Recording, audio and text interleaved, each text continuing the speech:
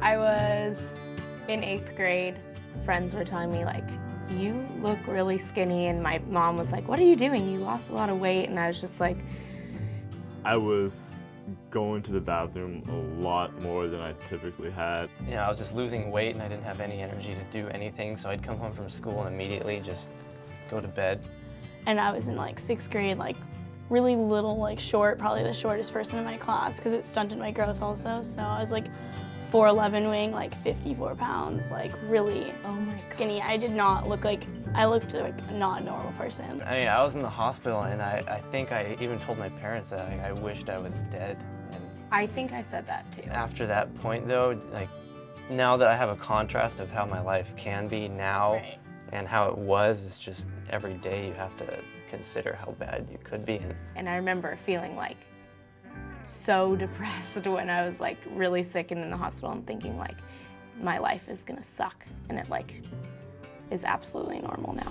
I was about to start UCLA, and that was definitely a big change for me from living at home my whole life to going off on my own. Like, it started being like important that I take my medications on time. Like, now that I wasn't home, like I didn't have like a mom to look over my shoulder. For like 3 years, I didn't eat any fast food, ever. If I, maybe like 4 years ago, were to eat something like fast food like McDonald's or something, I'd be like dying. Now I like absolutely just eat normal. Like I eat healthy normally. Like I'm all about fruits and vegetables and protein and stuff. I think the biggest thing for me is my teachers actually like letting me go to the bathroom whenever I need to go. I'll tell like professors in college, like I have a disease, I like have to go to the doctor on this day, and like even if it's like a day an essay's due or a test is due, like they always like are lenient about it. And my dad and I would write a letter, so I'd print out several copies and give one to my teachers every year. Like, one of the mistakes I made, I never told my teachers, and I feel looking back on it, that would have been something smart to do. People are more understanding than you give them credit for. Yeah. It's just, you have to take the first step and tell them. Yeah. You sort of don't want to tell them though. Yeah, because no, it's sort like, of, you sort of don't even want to embarrassing, like huh? tell your parents. Yeah. Like, much less a teacher, much less your friends. Like, this is something you don't want to ever talk about. Like, it's, I mean, then you realize that it's really something that you need to. Like, just. It's reality, Yeah. I guess.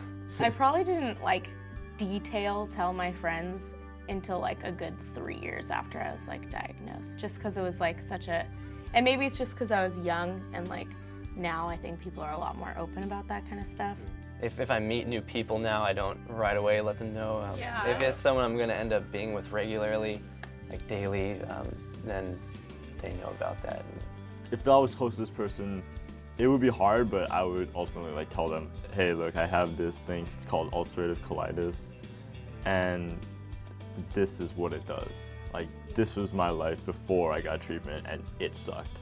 Yeah. So that's why I'm on all this stuff, all this medication right now, and yeah. I found out the more that I told people about it, the more I realized they had other people, or they know other people with it, and they understand. Having the flare-up was like a really disheartening experience, because like I thought I'd gotten rid of this problem, because I remember the first time around it was just basically hell. Yeah. So like the second time around, I was definitely much quicker in like telling my parents. You just have to be positive about it, you know, once you're like having a flare-up, you're like, okay, like I'm scared right now, but I'm gonna get better. I think the key is just acceptance. Like, once you accept that this is something that you have and it's probably not gonna go away, then it basically just becomes a part of your life. Yeah. I don't stress about it. Yeah, Like, it kind of lost the stigma of a disease, more of kind of like a responsibility.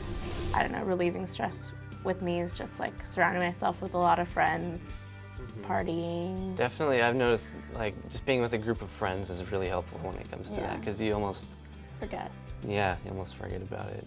Being like a part of something else that you have to worry about the problems with that. Like Exactly. Yeah. fixing your routine or fixing something. Yeah, having something that. else in your mind to think about. Yeah. And naps are always good. Naps are Definitely. amazing. Sleeping is great Naps. for stress. Naps or running or exercising, the best stress reliever. Or exercise and then take a nap. Yeah.